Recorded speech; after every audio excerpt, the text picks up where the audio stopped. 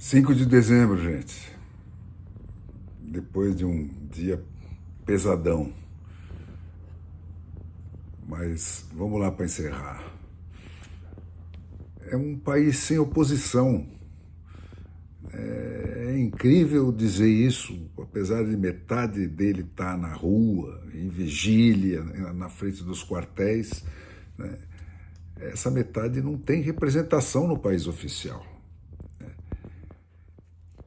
E isso porque, na verdade, o país oficial nunca emanou do povo, como diz que manda a lei, né? Nem quando a lei brasileira ainda oficialmente valia, né? O país oficial prescinde do aval dos representados, né? Ele se elege e se reelege automaticamente. Não precisa de contribuições voluntárias nem para formar partidos, nem para fazer campanha eleitoral. Ele se cria e se recria só com a redistribuição aleatória dos votos reais pelos donos dos partidos. Você vota no Zé e elege o Mané sem precisar de nenhum hacker. O nosso sistema proporcional faz isso. E o pouco que escapa desse filtro de seleção negativa, né, está sendo caçado a pau pela polícia política do Alexandre de Moraes. Já são 10 ou mais de 10 os deputados eleitos pelo povo brasileiro, a começar pela mulher mais votada do país, com mais de 1 milhão de votos, que estão apagados das redes sociais, né? Calam a boca de milhões de eleitores, porque é a deles que eles calam, não a dos representantes deles, né? E sem dar bola para ninguém, né?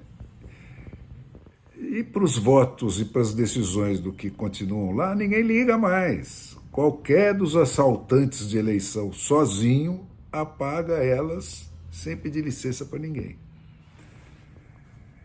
Esse Brasil oficial, com exceção dos que estão sendo apagados um por um porque se recusaram a se apagar sozinhos, não foi derrubado pelo STF, né? Ele caiu de podre, né?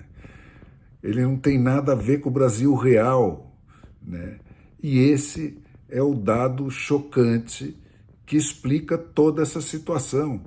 E enquanto o Brasil não entender isso, ele não vai conseguir sair dessa armadilha.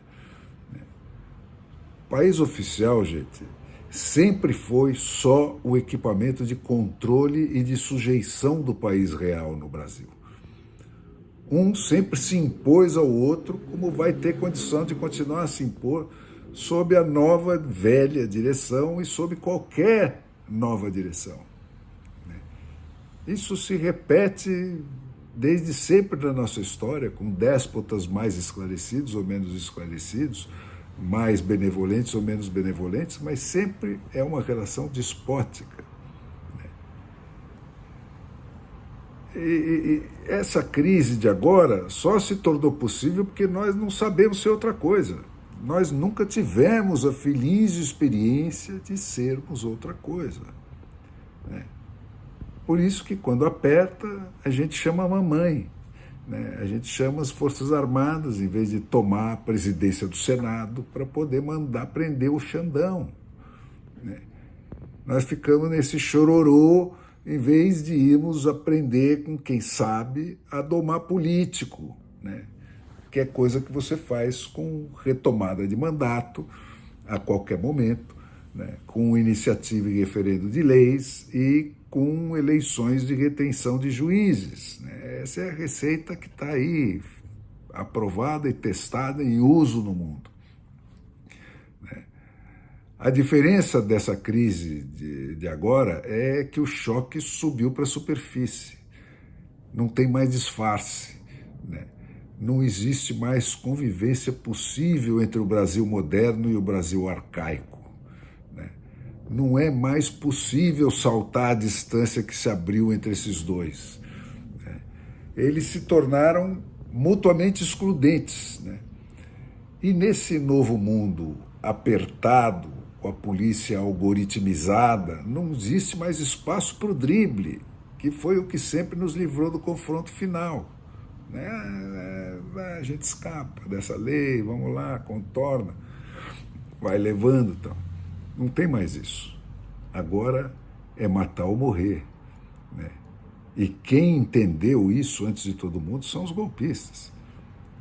Essa turma que não tem mais mensagem nenhuma para esse mundo moderno do terceiro milênio, que não tem mais proposta nenhuma, que desistiu de tentar convencer ou seduzir alguém com argumentos. Né? Agora é só trapaça e violência, e mais nada. Né? Porque para eles entenderam perfeitamente, é matar ou morrer. Né? Dentro do sistema onde você compete pelo argumento, eles não têm mais vez. Então, gente, democracia, né?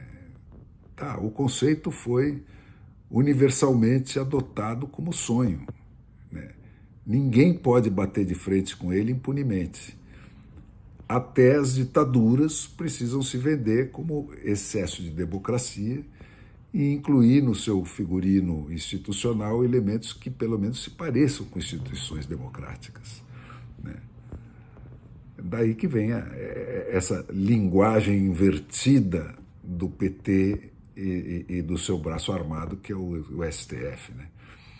A paulatina conversão da luta contra a democracia burguesa, né, de que primeiro lá atrás foi uma disputa entre verdades concorrentes, né, a conversão disso na destruição do próprio conceito de verdade, né, de hoje, inclui o reconhecimento da relação indissolúvel entre democracia e verdade. Né?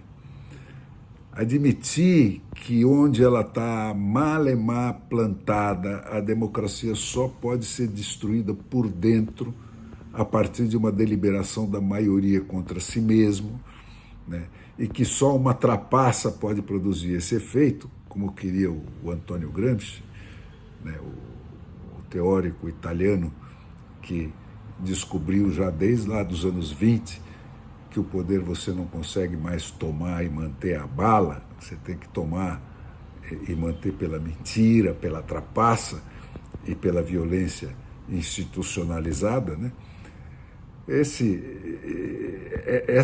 Essa troca, né, esse reconhecimento de que só uma trapaça pode produzir esse efeito de devolver o poder para esse pessoal, homenageia a superioridade moral que os inimigos da democracia sempre negaram a ela ao longo de todo o século XX.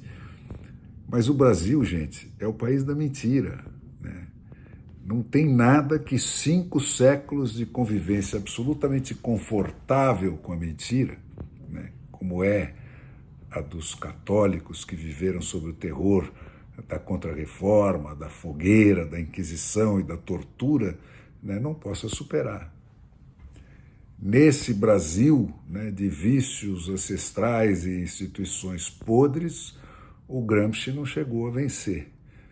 Mas ele armou a bandidagem política e desarmou a cidadania a ponto de tornar 100% seguro o assalto eleitoral. Esse Perdeu Mané, né, e o seu maneiroso autor são a síntese perfeita do novo regime. Né? Então, esse Perdeu Mané está eternizado nos anais da história da tragédia brasileira. E agora nós estamos entrando na fase da maquiagem do cadáver da democracia brasileira, né, em excesso de democracia bolivariana. Está em plena confecção o AI-5 do PT, né, que vem pelas mãos do Renan Calheiros. Putz, indiscutivelmente é uma vitória da meritocracia. Né? O maior de todos os bandidos vai ser o autor da nova ordem antidemocrática, democrática.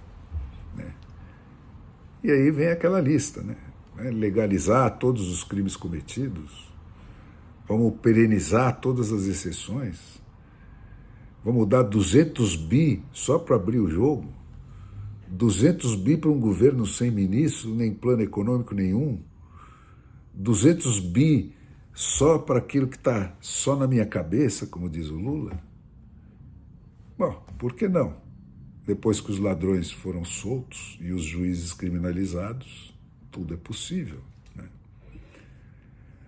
E por cima do imortal Renan, né, tá lá o Arthur Lira, né, mais um representante do povo sem nenhum caráter, né, já nadando a favor da correnteza no velho rio da corrupção do Congresso.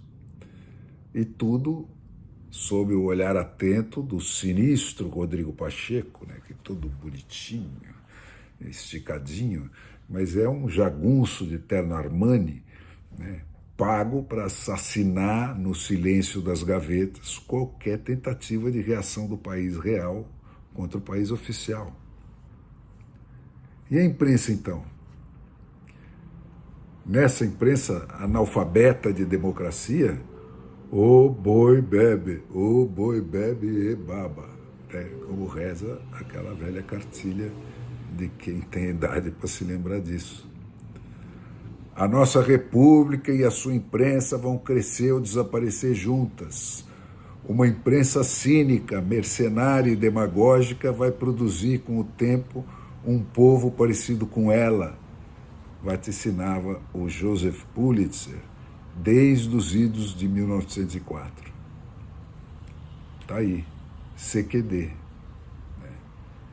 Tudo certo, né? O arquétipo do feudalismo canalha a serviço do arquétipo do crime organizado na política, aplaudidos pelos arquétipos do analfabetismo políticos, plantados na terra arrasada de uma imprensa de herdeiros,